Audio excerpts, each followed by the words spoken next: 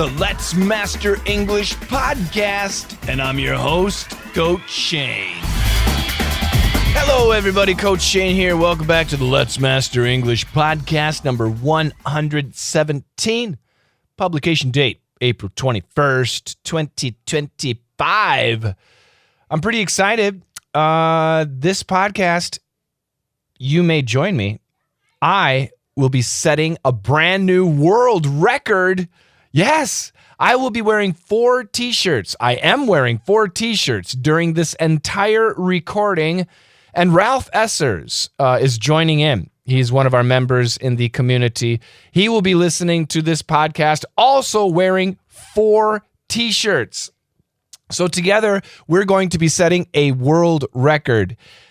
I want you to join us. Join Ralph and myself. If you have the chance, please put on 4 t-shirts and take a picture.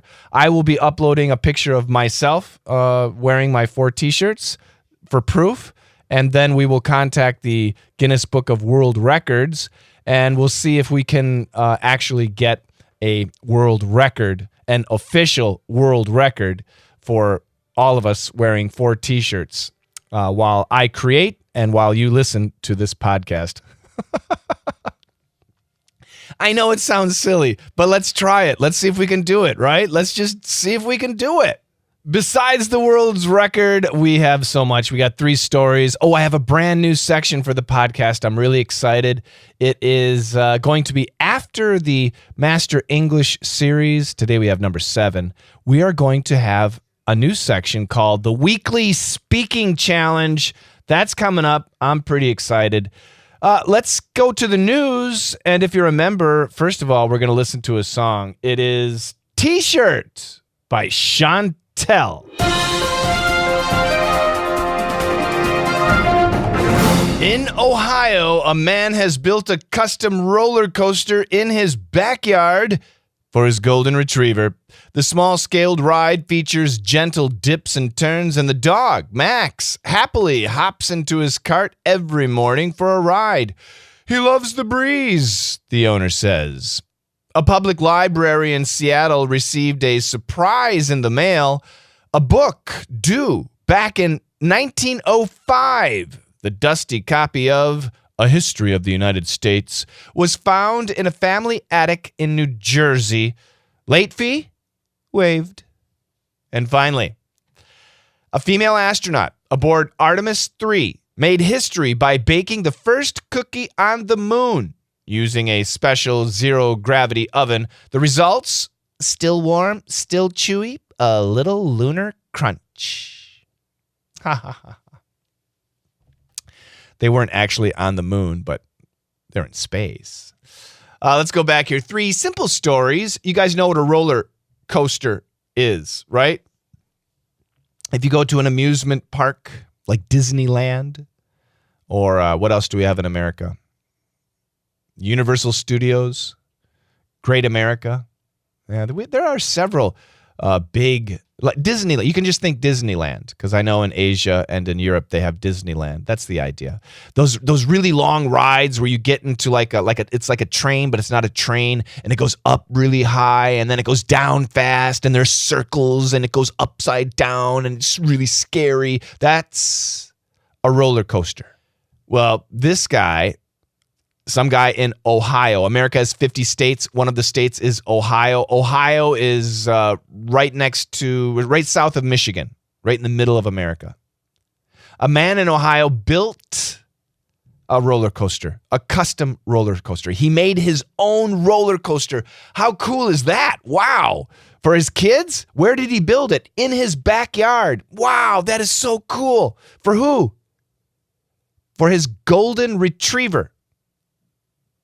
A golden retriever is a type of dog. It's a beautiful dog. It's basically like a lab. If you know a lab, L-A-B, a lab, Labrador retriever. They're some beautiful dogs. Wow. I have a German Shepherd dog. I have 3 cats. And I could never imagine building a roller coaster for my dog or cats. I have 2 boys. I could never imagine building a roller coaster for my boys. It'd be cool.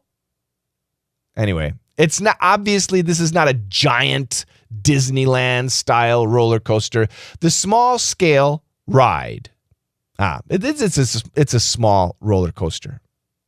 Features gentle dips, so it goes down, but not too fast. That would be too scary. And gentle turns. There are turns, but not too fast and not too scary.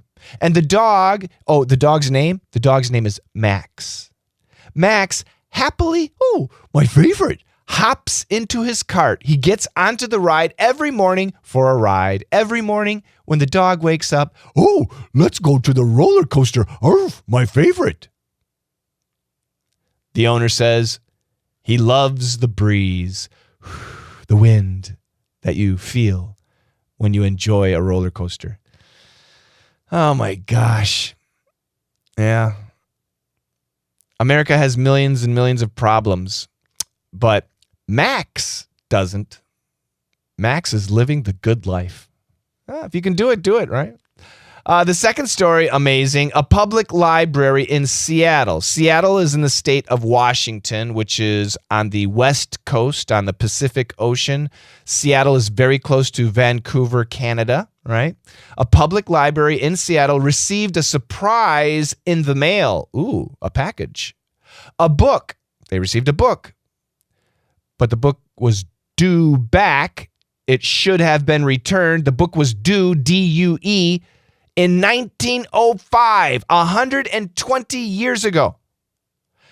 Somebody borrowed this book and was supposed to return it to the library in 1905 and kept the book. And obviously forgot about the book until recently, 120 years later. Wow. The dusty copy, it's an old book. I'm sure probably no one has ever read the book. So it's got dust on the cover. It's kind of a little dirty, right? It's 120 years old. The dusty copy of A History of the United States. That's the title of the book, A History of the United States, was found in a family attic. A family attic. Attic is that room above the house where usually nobody goes. Ghosts can live in the attic. A-T-T-I-C. At my house, we have an attic, and we never go up there. I go up there every so often to check the insulation, to see ventilation. There's a bunch of junk up there from the previous owner of the house, some boxes and stuff. There's a motorcycle helmet. Kind of weird. But anyway, I don't think there's any ghosts. I hope not. I didn't see any books. Maybe there is a book. Maybe I should check. Anyway, the book was found in a family attic in New Jersey. New Jersey, that's another state. That's right next to New York on the East Coast. My God, this book traveled a long way. So the book is 120 years late.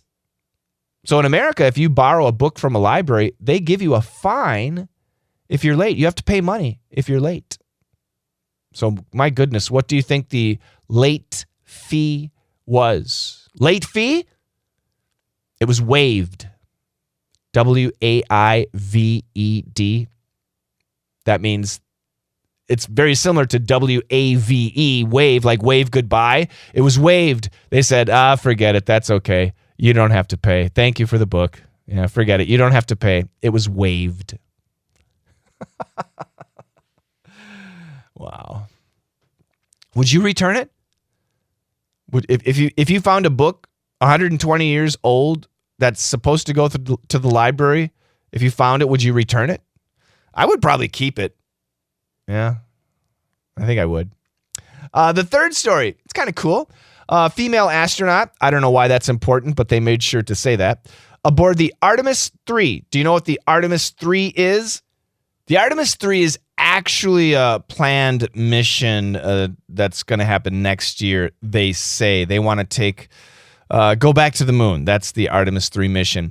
But the idea is one of the things that they want to test is, making food, right? Up in space in zero gravity. So a couple years ago, they actually did this. They baked a cookie in zero gravity. Zero gravity, where you're floating in space. So the story is, I kind of finagled the story, but the story goes, a female astronaut aboard Artemis 3, actually Artemis 3 is going to be next year, but the idea, made history. They will make history. She will make history by baking the first cookie on the moon. So they actually baked the first cookie. It was a female astronaut. I have her name. Christina Cook. Yeah, she's Christina Cook. She cooked, maybe because of her name. She cooked the first cookie, chocolate chip cookies, in the International Space Station. She did that several years ago. And now they're going to take this process and try it on the moon. So anyway, the female astronaut, Christina Cook, aboard Artemis 3, actually it was the International Space Station, made history. She did make history several years ago, and maybe in the future, next year, she'll make history again by baking the first cookie on the moon, hopefully next year, using a special zero-gravity oven. So normally when you bake a cookie, I did a lot of research on this story. When you normally bake a cookie, it's like 20 minutes at 300 degrees Fahrenheit. This is American baking standards. But on the moon, it took 2 hours because of the zero gravity thing. Yeah, isn't that wild? So here on Earth, it takes 15 minutes, 20 minutes to bake a cookie. But on the moon, in space, it took 2 hours. 2 hours to bake the cookie. Wow. And they had to let it cool down for a long time, too.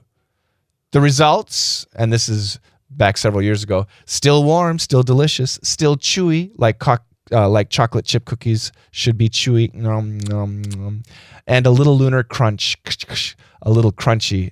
Lunar meaning space because they're out in space. It means the moon.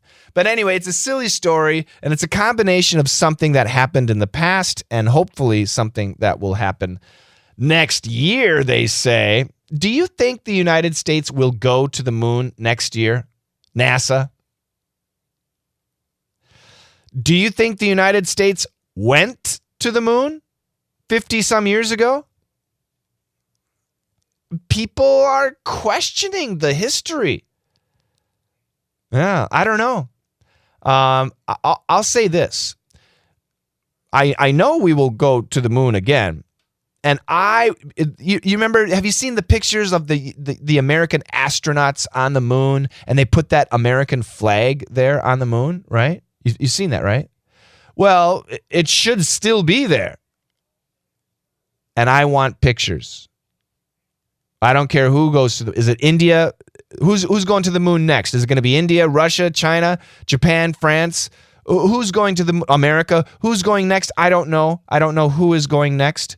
But whoever goes next to the moon, show me those pictures of the American flag. I'm a little skeptical. My understanding now is that it's extremely difficult. And then did you see the Jeff Bezos, his wife and the other female, the crew that went into space and they came back down to Earth and they opened the door themselves on the space capsule thing? I'm so skeptical. Everything's weird. Everything's weird. I don't know. Did we go to the moon? I think so, but I don't know. So show me the flag. Will we go to the moon next year? I kind of doubt it. I want that to happen.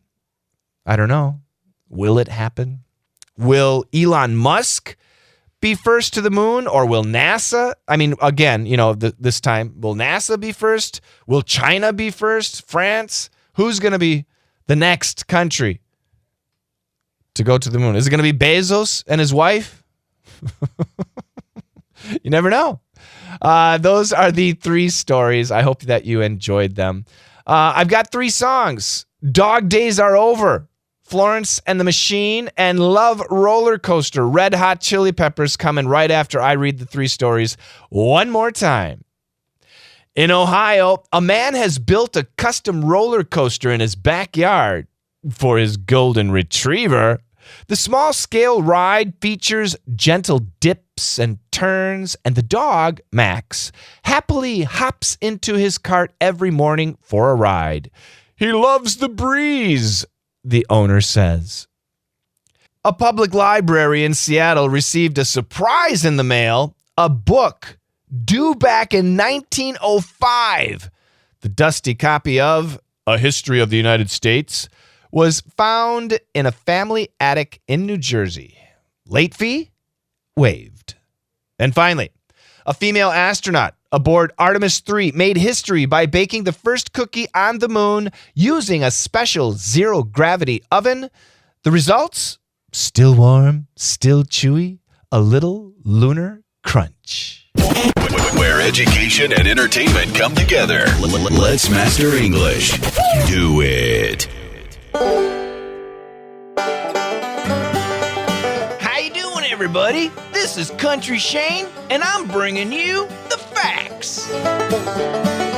Hey, everybody. Baking a cookie on the moon? Oh, that's tricky stuff. In microgravity, heat doesn't rise like it does on Earth. So ovens in space need to push the air, forced air. And the dough, the cookie dough, it floats around. So they have to use a special container. And unfortunately, you cannot open up a cookie and eat it like we do here on Earth in a spaceship, because the cookie crumbs could get into the air filters and cause big problems. It's a tricky event, baking cookies in space. Thank you very much, Country Shane. One more piece of interesting information. When they baked those cookies on the International Space Station, they could smell the cookies. So the smell does travel in space. The astronauts could all smell the delicious cookies. And speaking of, April 14th last week, Blue Origin, their New Shepard rocket, carried 6 women: Katy Perry, singer, journalist Gayle King, engineer Aisha Bowe, civil rights activist Amanda Nguyen, and producer Carrie Ann Flynn. Oh, and pilot, and also wife to Jeff Bezos, Lauren Sanchez. They were weightless for a couple minutes in space, and people made lots of rumors and whatnot about them. The big question was, can we call these 6 women astronauts? And the answer is actually no, because they didn't do something. There's an actual qualification to become an official astronaut. They were simply tourists. Yeah, they were tourists. So one of the funny memes is they're astronauts. So astronaut, A-S-T-R-O-N-A-U-T, astronaut. But Katy Perry is an astronaut, A-S-T-R-O-N-O-T.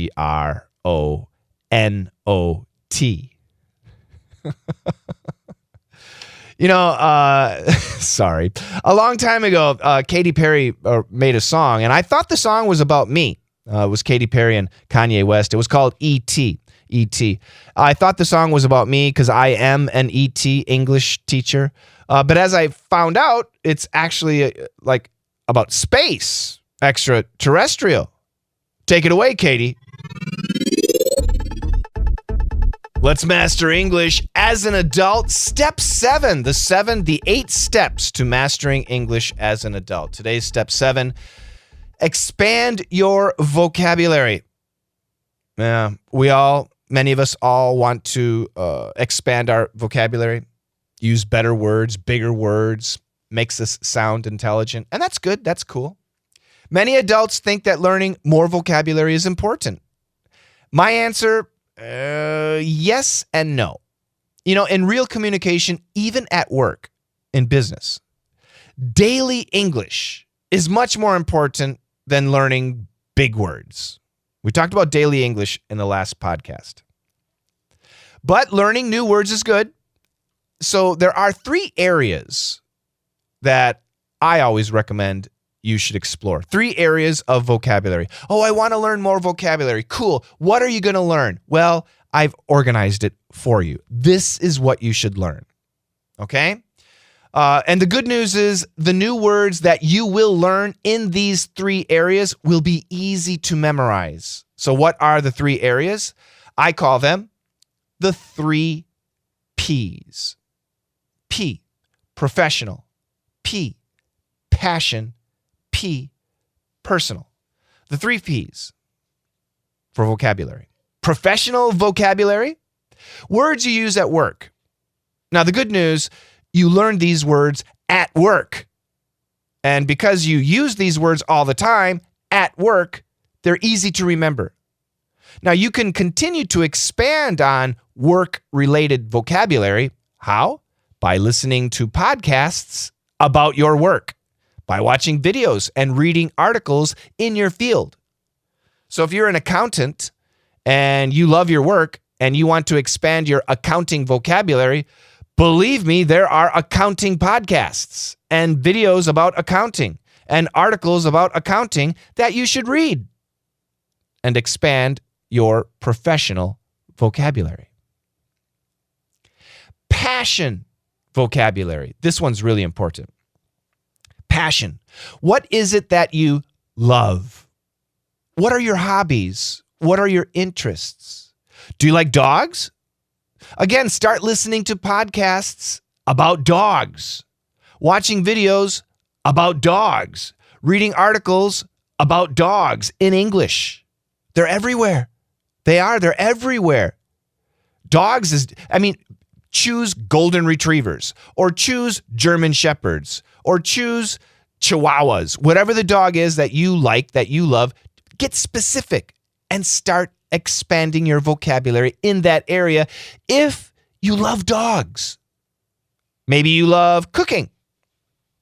Cool. What kind of cooking? What about Mexican food? Yeah. Well, then start listening to podcasts, watching videos, and reading articles about cooking Mexican food in English. Maybe you like the NBA, the National Basketball Association, right? The Dallas Mavericks, perhaps, the team in Dallas, Texas.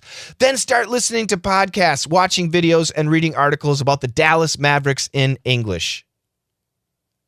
Not only will you learn new words, you will probably start making new friends with the same interests if you look for other dog lovers or other Mexican food lovers and Mavericks fans. This is what social media is for, right? If you love dogs or the Dallas Mavericks or Mexican food, then you should use social media and follow people who also like the same thing. You're going to learn and make friends.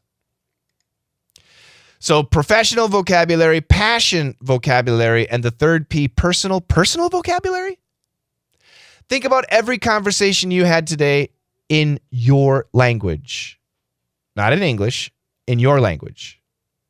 Every conversation with your husband or with your wife, with your boss, your coworkers, your employees, your students, your teachers, your professors, at the restaurant, at the coffee shop, at the store, with a neighbor, with a friend, with your kids. Every conversation you had, no matter how small.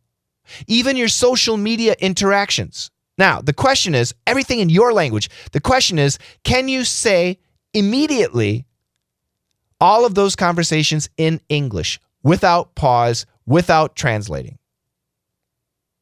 Probably not. Well, write down those words.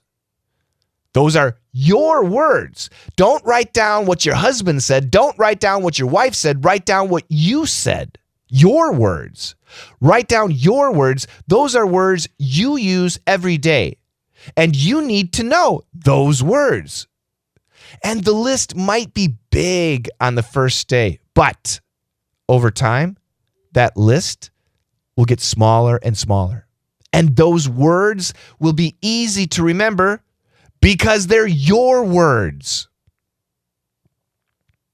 The 3 Ps. As adults, we do not need to focus on learning words that we'll never use. We need to focus on words that we actually use.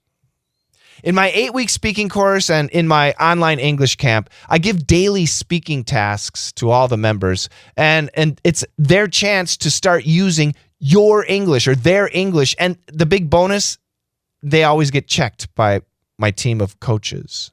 If you're not a member of my 8-week speaking course or my English camp, you should think about it. Yeah.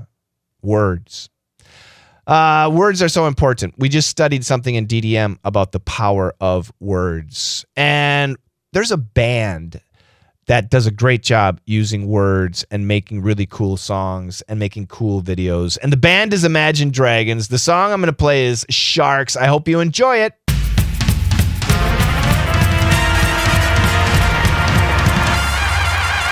Weekly Speaking Challenge. This is a new corner. By the way, if you want to be a member, please send us an email. contact@letsmasterenglish.com. Join us. It's the best English community in the world. And now we've got a weekly speaking challenge. So if you are a member, it's easy to participate. So this is the challenge. I'm really excited. Simply talk about your favorite place. Just give 3 sentences. That's it. 3 sentences. Where is your favorite place? Why you love it? And what you do there.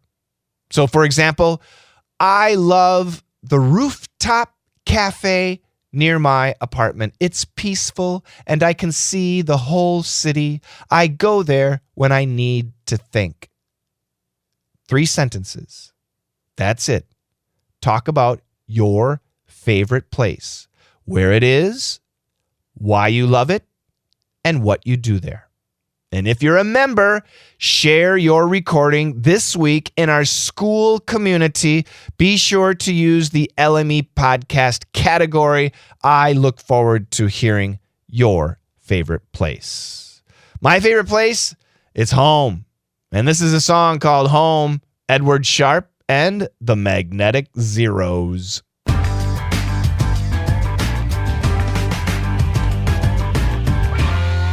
It is April the 21st, the 111th day of the year. There are 255 days left in 2025. April 22nd, tomorrow, is Earth Day. World Design Day is April 27th, and Cinco de Mayo is May 5th. This week's national days and fun observances. April 21st, today is National Tea Day. Do you like tea?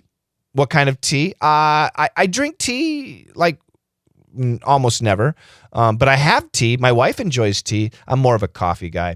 Tomorrow, April 22nd, is Earth Day. April 23rd, World Book Day. April 24th, Stop Food Waste Day. That's a good idea. April 25th, National DNA Day. Ooh. Have you ever submitted your DNA? I have not. I don't want to. Have you? April 26th is Pretzel Day. German bread. It's so delicious. It's very salty, but very good. And April 27th is Babe Ruth Day, baseball king Babe Ruth. That's really cool. We have a request song. This is from 𝐻𝐿𝐴. We have so many request songs, but I'm mentioning the person who requested the song. It's a song by Pierre Bachelet. I hope my pronunciation is okay. It's called Emmanuel. We're studying Seinfeld in DDM VIP, and in Seinfeld there was a rattan chair. And 𝐻𝐿𝐴 was just inspired by that chair. And he remembered the very romantic movie, Emmanuel. And this song is rather quite romantic. So if you have your love nearby, crank the music and maybe some romance will happen. Is it your birthday, wedding anniversary, day of retirement, something happening? Let me know. Especially if you're a member, it's easy. Let me know in the members section. Contact@letsmasterenglish.com is the email. Celebrity birthdays this week. April 21st today, James McAvoy. McAvoy? I think it is McAvoy. Sorry, James. He's 46 years old. He's an actor. You guys can see I never watch movies. But I know this one, April 22nd, Jack Nicholson, 88 years old. Actor, Jack Nicholson. The Shining, so many movies. Anger Management, I don't know, so many movies. April 23rd, Dev Patel, is 35 years old, another actor. Was it Slumdog Millionaire? That was his breakout movie. Kelly Clarkson, the singer, April 24th. She will be 43 years old. Al Pacino, his birthday is April 25th. He will be 85. Channing Tatum, another actor, will be 45 years old on April 26th. And Lizzo, 37 years old. She's a singer and rapper. She's very famous for her shape. If you don't know Lizzo, check it out. She's got some good songs. Anyway, happy birthday to her, April 27th. She will be 37 years old. So what do I choose for songs? Well, once again, we have some requests. But Kelly Clarkson, she's a great singer. We've got Stronger from her. And Hawaii by Maluma and The Weeknd. It's a little bit of English and a little bit of Espanol. Espanol. Is that right? Enjoy. Thank you so much, everybody. The Let's Master English podcast, number 117, is coming to an end. Again, I'm really excited with the new section that we have, Speaking Challenge. What is your favorite place? Where is it? Why do you love it? And what do you do there? If you're a member, contact at letsmasterenglish.com to ask about being a member. If you're a member, join us and partake. Our community is amazing. It's so great. It's really, really great. I hope you enjoyed the songs. We learned so much about vocabulary, the 3 Ps. Remember, professional, passion, personal. Those are the areas that you need to expand. Don't worry about other stuff. When it comes to other stuff, use AI, use DeepSeek, use ChatGPT, use Grok, use the AI that we have. But when we're speaking English, we need to know our vocabulary, okay? We have a great closing song. Again, this is a request song from Evelyn Vincent, our Harley Davidson cruising DDM VIP student in France. She requests Freddie. We all love Freddie. I think we all love Freddie. We should. If you don't, well, many of us do. Freddie Mercury, of course, from Queen, with their classic Bohemian Rhapsody. And that's going to wrap it up for us on the LME podcast, number 117. Thank you so much. Thanks for listening. Please tell your friends to get the podcast. That's how we grow. And together, let's master English.